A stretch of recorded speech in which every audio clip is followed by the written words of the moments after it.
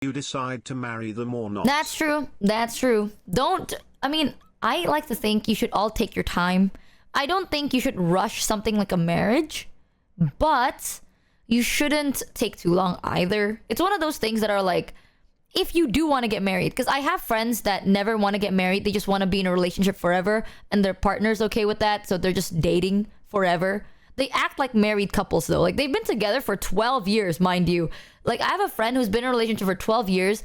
They're not married. They're just dating, right? Yeah, that's literally what they said. They're like, the only reason I'm ever gonna get married is if the benefits of marriage is, like, taxes wise, is going to be, like, good. Aside from that, I'm never getting married. And I'm like, all right, good on you then. But if you do want to get married, don't rush into it. Really don't. You take your time. But I'm telling you, love is not excitement, in my opinion. I think love is when you see someone at their worst and you still love them. Like, they can do something, they can, like, be breaking down, they're stressed, they don't have time for you, they're busy, they're chasing their dreams, and you still love them. You're still committed, you're still waiting, you're patient, you're understanding, because you know deep down that they are worth that time. Because when you love someone, right, you don't plan on leaving them. So, like, what is busy for a couple of weeks in the face of forever? Something like that. Maybe, I mean, obviously don't be selfish and be like, oh, I mean, my lover ignored me for 3 years. Okay, don't do that either. You gotta know your own boundaries. But love is not the good. Love is seeing the bad and still caring. So if you don't know, if you're not at that point yet where you don't know if you can handle them at their worst, you gotta think about it. Just think about it. Yeah. It's like, when I say unconditional, you can set your boundaries. You don't have to be a yes man, right, chat? Don't be a yes man. Don't be like, anything you do is okay for me, queen. Not that. You lay your boundaries and you're like, hey, I'm not okay with this. But it's the fact that you're willing to put the effort to work through it together. You know? You're not like letting yourself be stepped over. They are worth the effort to talk about it. And you're like, hey, I'm not very comfortable with this. How do we work through it? That type of shit. But you're not like, oh, they did this. Fuck, I hate it. I hate them. I'm not even gonna make an effort to fix it. I'm just gonna leave. No, that's different. So, yeah. Yeah, it's teamwork, you know? By the end of the day, it takes two to tango. And if you're the only one making all the effort in a relationship, I don't think you're in a relationship, deadass.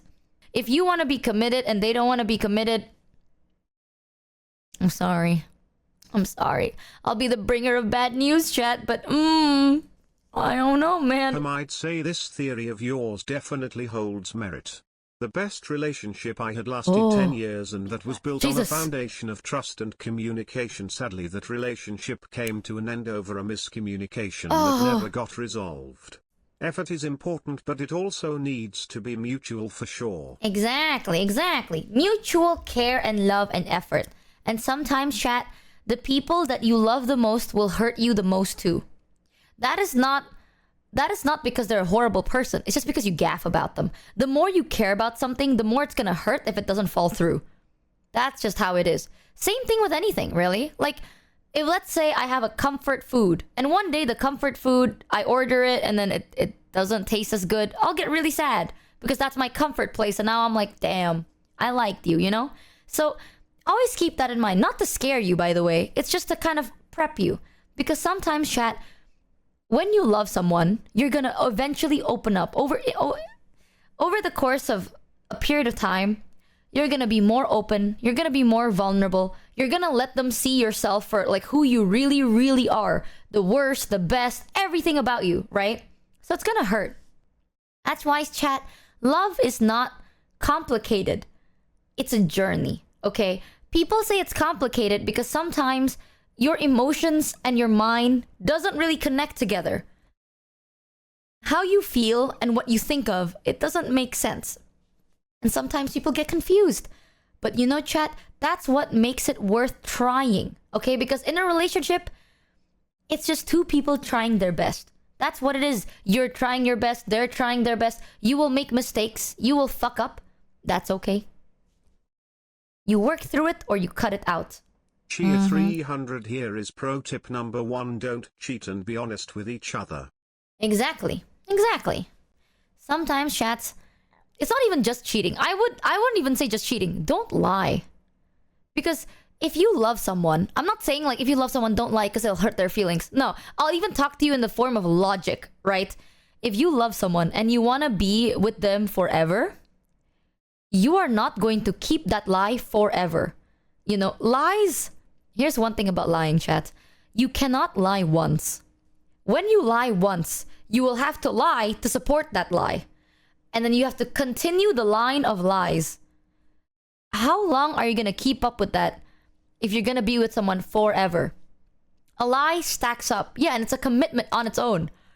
It's difficult. So sometimes, you know what? I'm not going to say lying is good. But I come from fashion, okay? I come from like a corpo job. Sometimes you gotta just white lie them. That's just the truth. When it comes to life, when you're working, you know, sometimes your boss goes like, this is my favorite thing. And you go, yes. You know? Don't bite the hand that feeds you is the mentality I got. If your boss is like, Michi, do this because I think it's a great idea. And you think it's a horrible idea. You say it's a great idea. So sometimes in life, you learn that you gotta have to lie, but not in a relationship. That's different. That's different now. Hold on. Makes some really good points.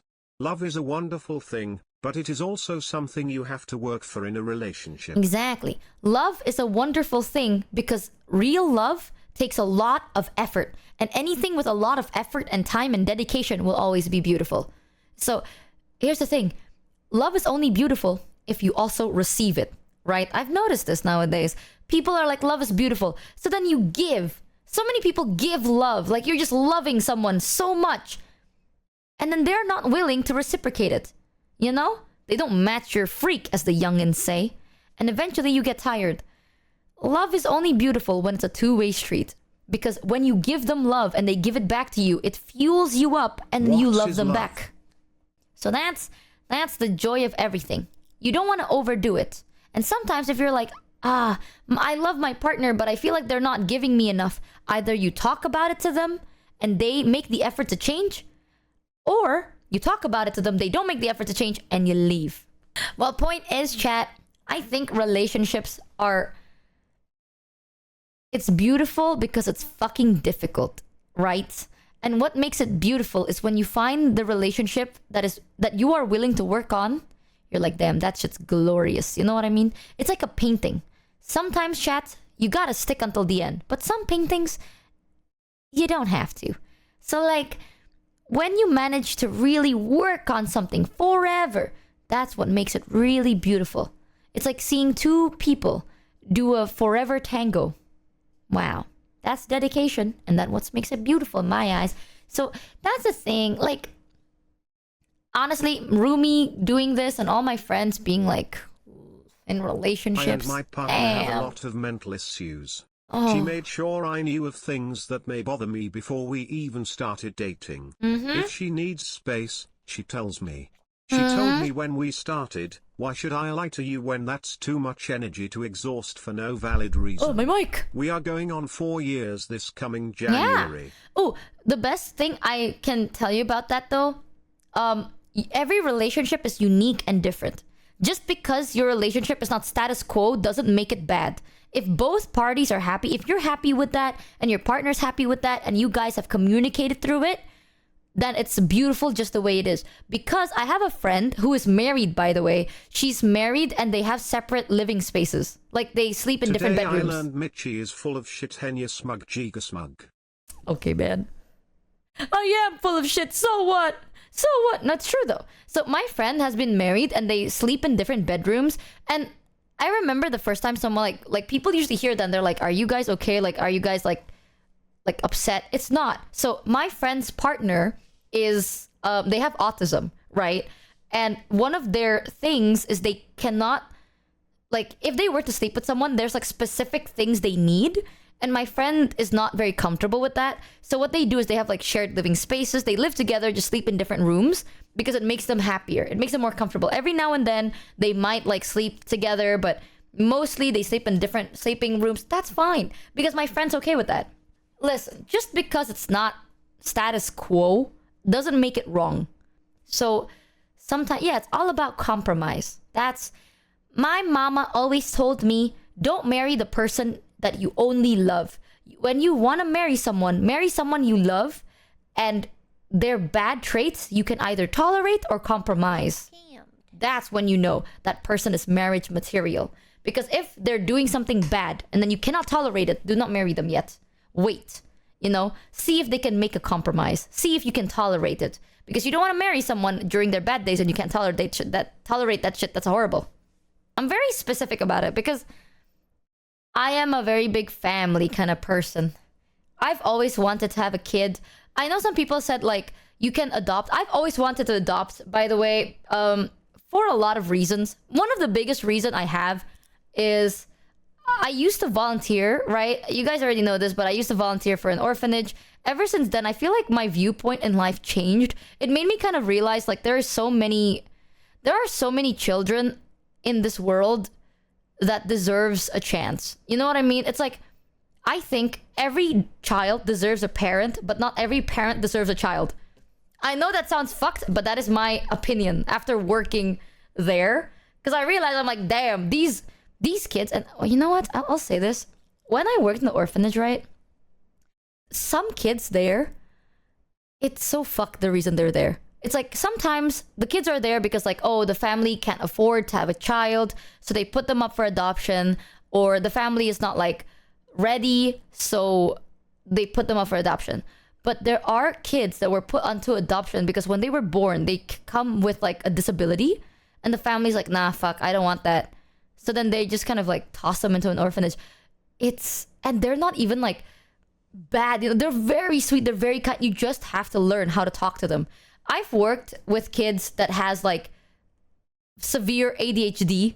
Like they are very hyper, very all over the place. And because of that, they can look like they are aggressive, or they can look like they are quote unquote not obedient. But that's not true. They are actually very obedient. You just have to talk to them the way they understand. Like you have to speak their language. I have worked with kids with autism as well. Because like during my time in the orphanage, there were a lot of kids with ADHD, autism. There was a kid with like a physical disability as well. Sometimes, chat, you have to know how to speak to children the way they understand. Because it's not about you. When it comes to children, right? When you work with children, when you want to help a kid understand the ropes of life, you do not talk in your language. You talk in their language because it ain't about you at that point. So you just have to understand. Like, for example, one of the kids I was like working with, they were very hyperactive and they cannot focus. So during like classes or during specific times in the routine, they don't follow the rules because they're distracted. They're like not focused. They're busy, right? And it looks like they're disruptive or hard to handle. But what I managed to find out is what I do around 30 minutes before class, I always go like, hey, let's play a game, right? And then we go outside, let them run around, like let them discover. Obviously you monitor them because sometimes kids don't know, they can run into oncoming traffic, and I'd rather not that happen. So you let them just kind of run around, and you're just like, let them exert all that energy, and then they start talking. My God, after they are done with like all their energy thing, they come to you, they start talking about anything. You match their pace. You know what I mean? You don't try to keep them on one topic. If they want to talk about the weather, let them talk about the weather. And then they're like, oh my God, and I saw this, and it was blah, blah. You keep up. You're like, oh yeah, what else? And then they talk. They're like, oh, did you know that this, I learned, blah, blah. And you're like, oh my God, that's crazy. Where did you learn that from? They go like, oh, I learned from here. And then you match their pace. After 30 minutes, chat, they are tired, right? They got all their physical stuff out. They talked about everything that makes them excited. And you're excited too. I'm not saying like match their pace being like, oh yeah, whatever. No, you don't brush them off. You give them the same energy they're giving you. So then you're like matching their shit. After they're done, they're calm. They're ready to sit. They're ready to talk. They're ready to understand. And at that point, every now and then if they're like catching up, you're like, oh, let's play that later. Let's focus on this for now, eh? Look at this. And now you have so much material. Here's the thing with kids, right? People sometimes get confused on how to talk to them. They're like, I don't understand. Before you can know how to talk to a child, you have to listen. There's no choice, because what kids don't understand certain things because they're kids. they will give you every method to communicate with them. You know, sometimes they don't understand, like, I don't understand the numbers, I don't understand math. You're like, oh, remember that thing we talked about yesterday, like the clouds? This is exactly like that. You're just counting the clouds. It's how we deal with you. Okay. Let you yap for 4 hours before we game XDX. Okay, man.